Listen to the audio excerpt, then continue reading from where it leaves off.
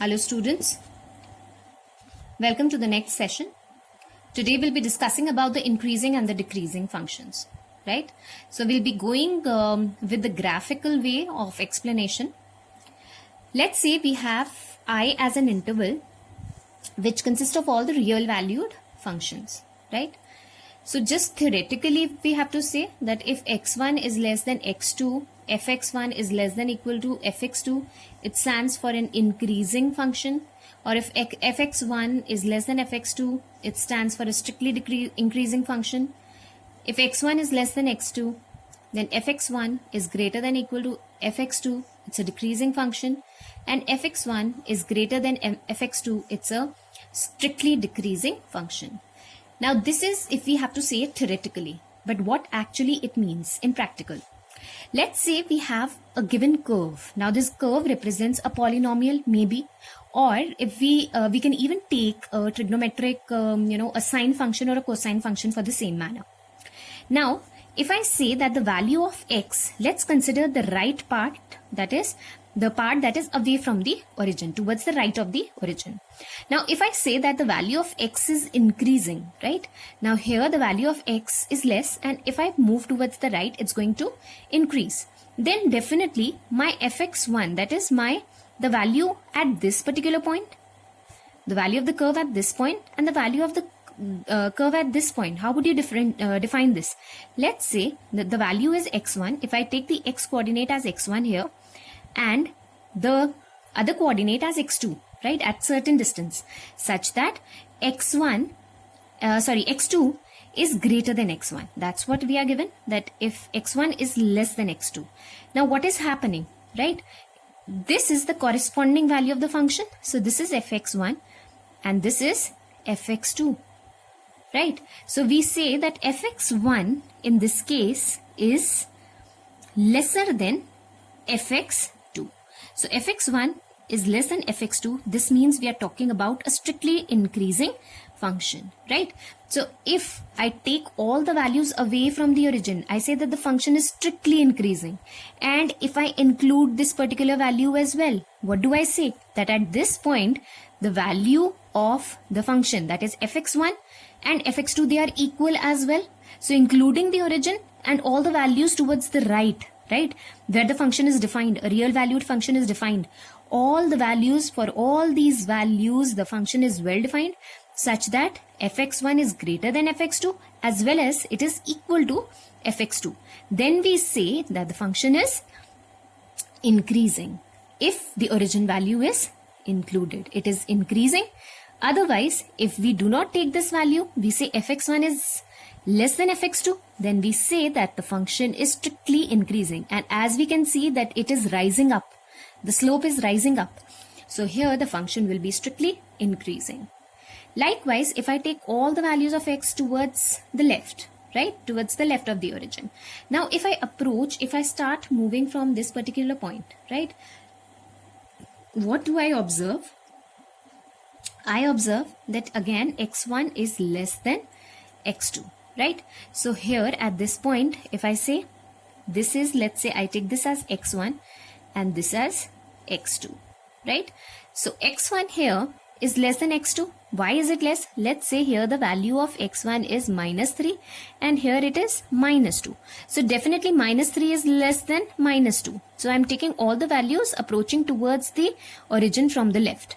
So if x1 is less than x2, and remember at these points, at this particular point, right, the value, I say the value is this fx2, right, and here the value is, this is fx1. So the function defined at x1 is fx1 and the function defined at x2 is fx2. So I can see that fx1 now is greater than fx2. So we say that the function is strictly decreasing, and we know that the function is strictly decreasing. The slope is pointing downwards. And if we include this origin value, then we say that the function is just decreasing. So strictly increasing, strictly decreasing, only the difference is that it includes the value of the origin. That if x1 and x2, they both are defined such that x1 is less than x2 or x1 is greater than x2, but the function there, the value of the function at both the points remain the same, then we say that it is decreasing or increasing likewise, right? So this is what we mean by strictly increasing function and a strictly decreasing function. As we can see from this graph, this is an increasing function. Why? Because we are considering it as changing, that as the value of x increases, the value of the function too increases. So it's just an increasing function. And if I say it's a strictly increasing function, now it's not increasing in steps, it is continuously increasing. So strictly increasing function, it is usually continuous in the closed interval and it is differentiable on the open interval. Likewise, if I say this is a decreasing function, it's decreasing in steps, it is regularly decreasing, right? And if I say, what do we mean by strictly decreasing? Strictly decreasing means it's continuously decreasing as the value of x changes, right? And another definition is neither increasing nor decreasing. So if I have a curve, let's say I have a cosine curve, right? So if I have a cosine curve, we have certain separate intervals. Now, as we can see this particular curve, it is increasing in this way, it is decreasing here. Again, it's increasing this way, it's decreasing here, and it's increasing this way. So we say that it's neither increasing nor decreasing in the given interval, right? Another way of defining these functions is, as I've already told you, that f can be continuous on closed interval AB and differentiable on open interval AB. Then it is strictly increasing, right, in AB when f dash x is greater than 0, when its derivative, that is when the slope of the curve, of the given curve, is greater than 0 and the value of x, it belongs to the given open interval. And when is it strictly decreasing? Simply when f dash x is less than 0, right? And if f is constant in AB, then simply we have f dash x comes out to be 0.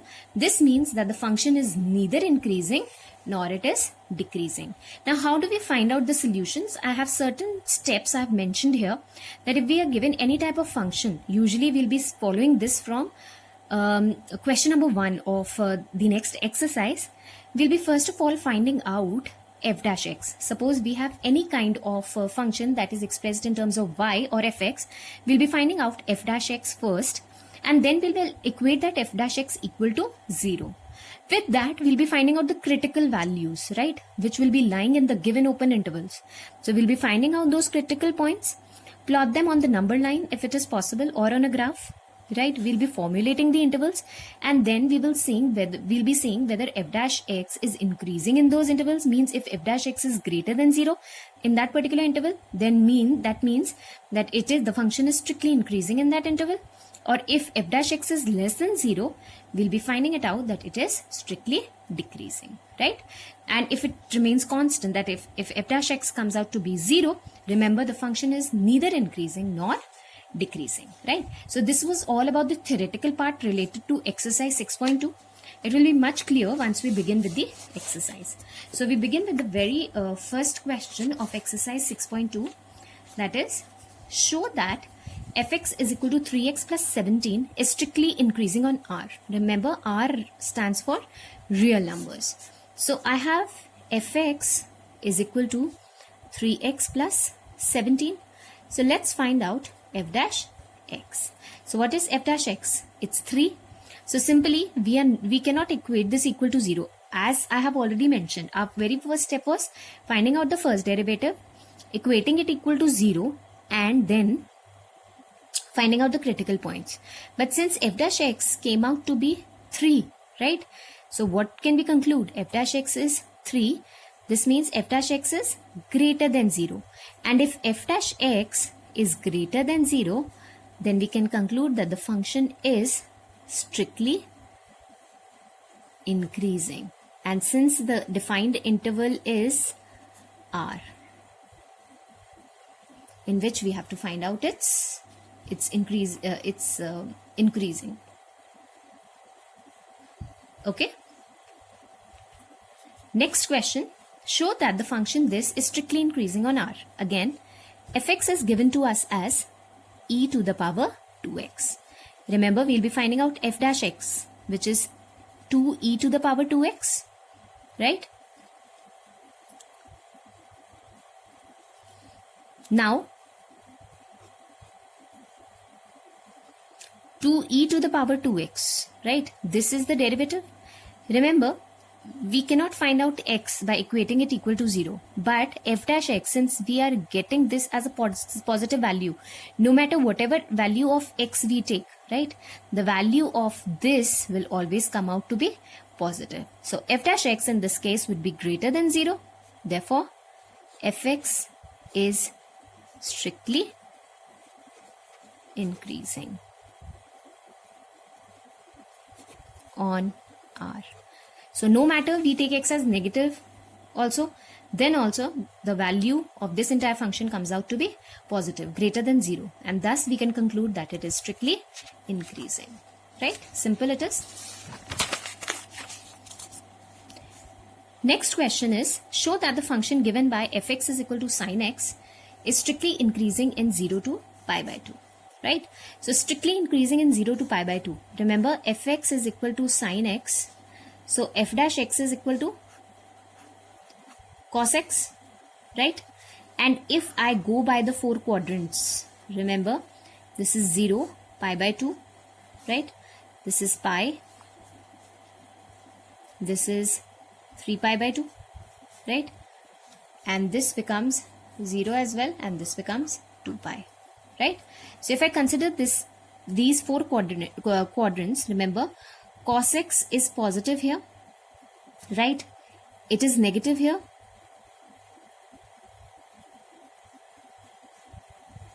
It's positive over here, right? Since we have to find out from 0 to pi by 2, remember, f dash x is positive. It's always increasing. So we can conclude that fx is increasing in 0 to pi by 2. What about pi by 2 to pi? Remember, pi by 2 to pi, it's negative, and negative stands for decreasing. So we can say that f dash x here is less than 0, therefore decreasing in pi by 2 to pi. And if I take this particular interval, that is from 0 to pi, it's increasing from 0 to pi by 2, and then it is decreasing. So what can I conclude here? I can conclude that fx is, we can say, increasing, f dash x is increasing in 0, sorry, fx is increasing in 0 pi by 2, fx is decreasing in pi by 2 pi. So it is neither increasing nor decreasing in which interval? 0 to pi. This is how we attempt such questions, right? Moving on to question number 4 and 5. Question number 4 is simple. Once we do question number 5, so you'll be finding it much easier to do, so you can do it by yourself. These questions require a little bit of understanding, right? So very simple they are and very interesting. Find intervals in which fx is equal to 2x cubed minus 3x squared minus 36x plus 7 is strictly increasing, right? So first of all, I take fx as 2x cubed minus 3x squared minus 36x plus 7, right? Now going back to all the steps that I have discussed earlier, right? First of all, since this is a polynomial function, I'll be finding out f dash x, right? So this is 6x square minus 6x minus 36, right? And then we will equate f dash x equal to 0. That was our second step. to find out the critical values, the values of x. So 6x square minus 6x minus 36 is equal to 0. Taking 6 as common, I get x square minus x minus 6 is equal to 0, or x square minus x minus 6 is equal to 0. Now I can split the middle term. Minus 3x plus 2x minus 6 is equal to 0, right? X into x minus 3 plus 2 into x minus 3 is equal to 0. So we get x plus 2 into x minus 3 is equal to 0. Okay? So I get two values, minus 2 and 3, as the critical values. Okay. Now we'll be plotting it on the number line. Let's say I have made this number line. Minus 2 lies here, 3 lies here. This is extreme minus infinity and this is infinity. So I have three intervals: minus infinity to minus 2, minus 2 to 3, and 3 to infinity. Right? Now I'll be finding out. This is for, I'll be going by the rules, that is f dash x greater than 0? Is it less than 0? Or is it equal to 0? Right? So taking first interval, minus infinity to minus 2, I'll be taking any value in between minus 2 to minus infinity. So taking minus 3, I can take minus 3 over here, lying in between the two. So if I go back to f dash x, right? This is our f dash x, this is f dash x. So if I take minus 3 over here, right? So minus 3 gives me 9. 9 into 6 gives me 54, right? So I handle over, a rough calculation I have. So this is 54 minus 6 into minus 3. So that's plus 18 minus 36, right? So 54 plus 18 will give me a value greater than 36. So obviously the entire value will be positive over here. So f dash x is positive in this case, right? We are not concerned about what value do we get, but we are concerned about the sign. Is f dash x greater or less, right? So f dash x comes out to be greater here. Now from minus 2 to 3, I take a value 0, right? So if I take 0 over here, this is 0, 0, and we have a negative value, minus 36, so this is a negative value. And 3 to infinity, let's say I take 4. So again, this is 4 square, 4 fours are 16, 16 into 6. That's 96. 96 minus whatever value I get, I find it that I get a positive value over here, right? So what can I conclude? F dash x is positive over here. So f dash x is greater than 0. At which interval? Minus infinity to minus 2, and then 3 to infinity, right? So strictly increasing. In which interval? Minus infinity, minus 2, and I can say union 3 infinity, right? And strictly decreasing in which interval? Minus 2 to 3. Remember, the intervals will be open here. Clear?